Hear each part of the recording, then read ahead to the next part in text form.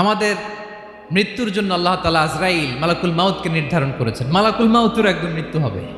আল্লাহ, যার সিংগার ফুৎকারে পৃথিবী কেঁপে উঠবে, যে ইসরাফিল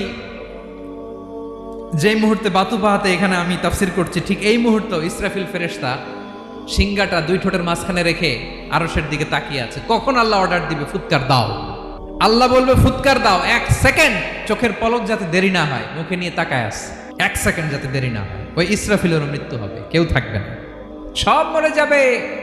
মরবে না শুধু একজন সত্তা, তিনি কে? আল্লাহ বলেন কুল্লু মান আলাইহা ফান ওয়া ইয়াবকা ওয়াজহু রাব্বিকা যুল জালালি ওয়াল ইকরাম। এই মহাবিশ্বে যা আছে সব ফান হয়ে যাবে, নিঃশেষ হয়ে যাবে, শেষ হয়ে যাবে, মৃত্যুবরণ করবে একমাত্র কেবলমাত্র আল্লাহ রব্বুল আলামিন ছাড়া।